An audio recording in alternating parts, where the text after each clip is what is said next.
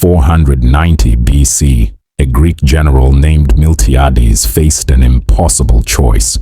The Persian army outnumbered his forces 3-1 at Marathon. Every advisor told him to wait for reinforcements.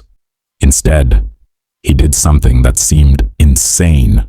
He attacked immediately, uphill, in a thin-line formation that military doctrine said would collapse. The Persians never saw it coming. That battle changed Western civilization. Strategic thinking isn't about having more resources. It's about seeing the game nobody else is playing.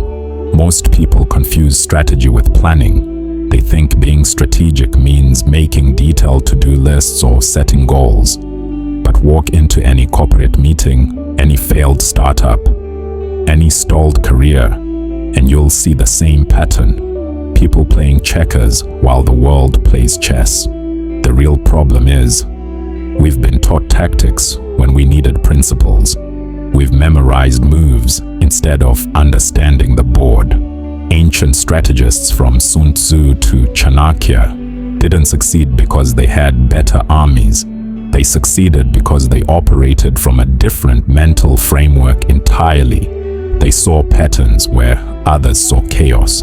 They created options where others saw dead ends. Let me show you how they did it and how you can steal their methods. 1. Start from the end. Here's what separates amateurs from masters.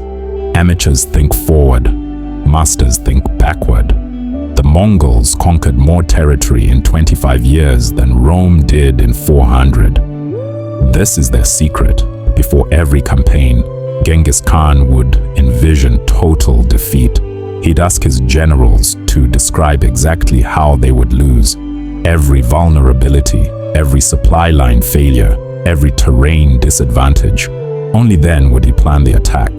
This is inversion. Instead of asking, how do I win? Ask, how would I definitely lose? Then systematically eliminate those paths. Before your next project, spend 30 minutes writing your failure post-mortem. This failed because we ignored X, underestimated Y, and assumed Z.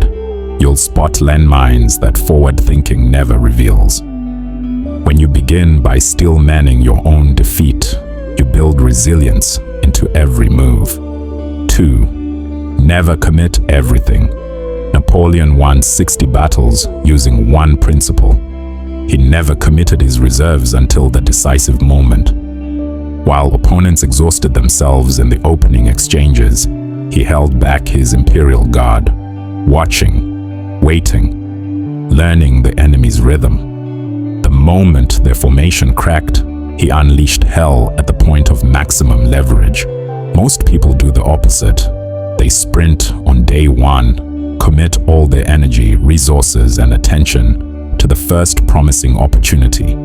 Then when the real opening appears, they've got nothing left. Strategic reserves apply everywhere. Keep 20% of your budget unallocated. Keep 20% of your week unscheduled. Keep 20% of your attention uncommitted. This isn't inefficiency, it's optionality. When everyone else is locked into their plans, you can pivot. When the unexpected opportunity emerges, you can pounce while they're stuck. Sun Tzu called it formlessness, the ability to adapt because you haven't crystallized too early. 3. Never fight fair. In 1967, Israel faced a coalition of Arab armies with superior numbers, tanks, and Soviet backing. Military analysts predicted catastrophic Israeli losses. Israel won the entire war in 6 days. Their strategy was simple. They ignored the enemy's strengths entirely. Instead of engaging in traditional ground warfare, they destroyed the enemy's air forces on the ground in the first 3 hours. Suddenly, those massive tank columns became sitting ducks. This is asymmetric strategy.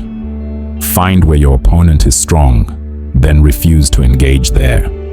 Find where you're strong in ways they can't replicate, then force the battle onto that terrain.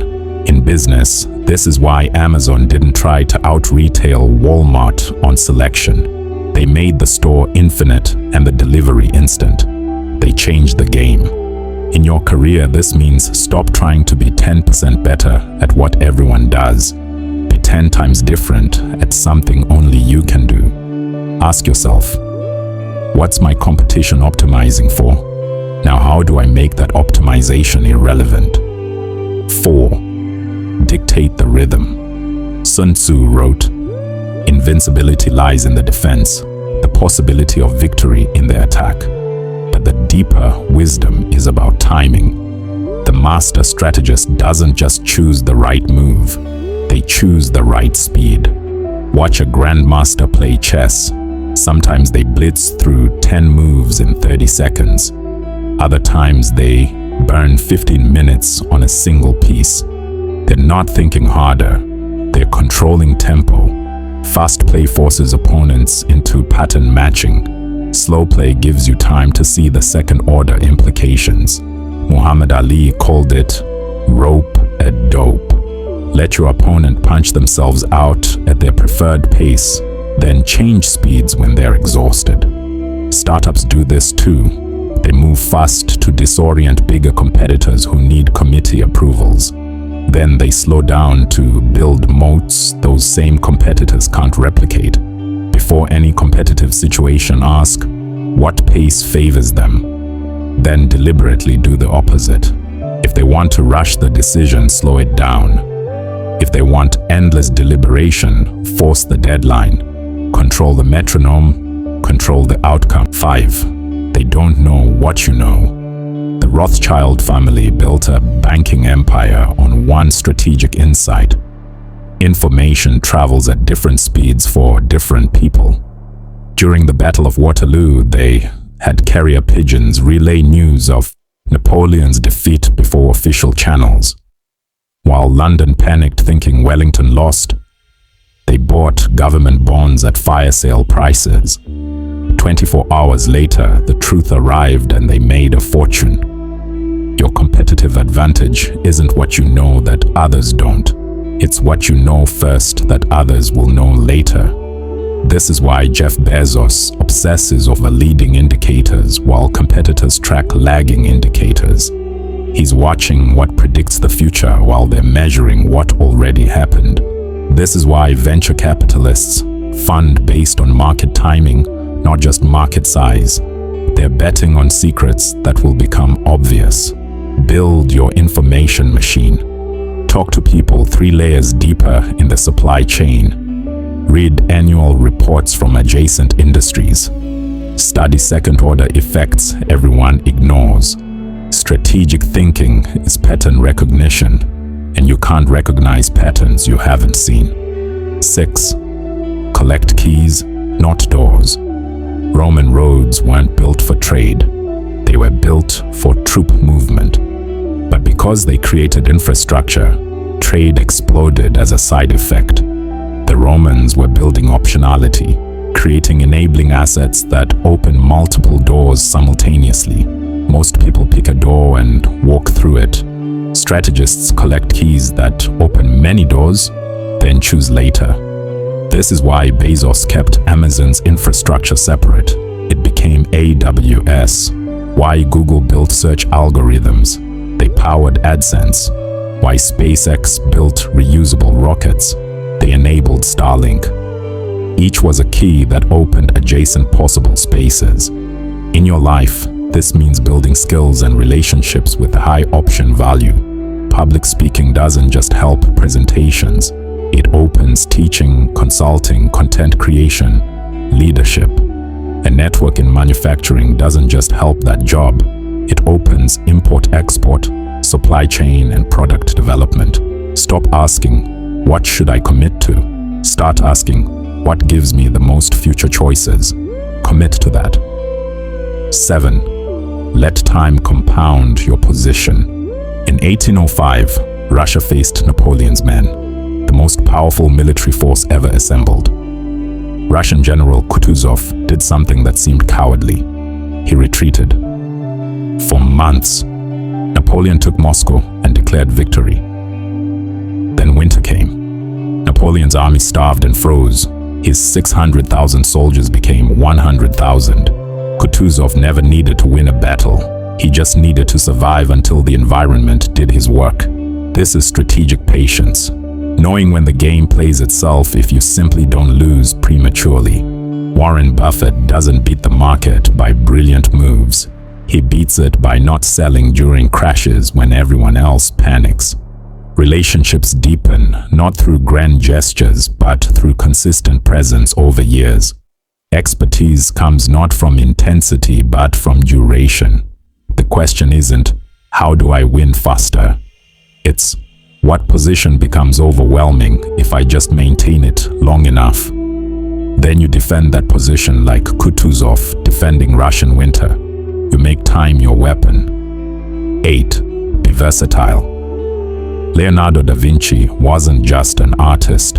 He was an engineer, anatomist, mathematician, and military strategist. His genius wasn't mastery of one domain. It was recombining insights across domains nobody else connected. He studied water flow to paint better fabric. He studied human anatomy to design better fortifications. He synthesized. Modern strategists do this too. Steve Jobs combined calligraphy with computers to create typography. Naval Ravikant combines philosophy with startups to build wealth frameworks. The strategic superpower isn't knowing more in one vertical. It's connecting dots between verticals that seem unrelated. Biology teaches you about networks. History teaches you about cycles. Physics teaches you about systems. Philosophy teaches you about incentives. Start reading outside your field. Study ancient warfare to understand modern business. Study evolutionary biology to understand cultural trends. Study game theory to understand relationships. The most valuable insights live at the intersections nobody's exploring. Conclusion. Strategic thinking isn't a gift. It's a practiced art of seeing systems, not situations. Of thinking in decades, not quarters. Of building position, not chasing tactics. The question isn't whether you'll face competition, constraints, or chaos. Of course, you will. The question is whether you'll respond tactically or think strategically, whether you'll play the move in front of you or the game nobody else sees yet.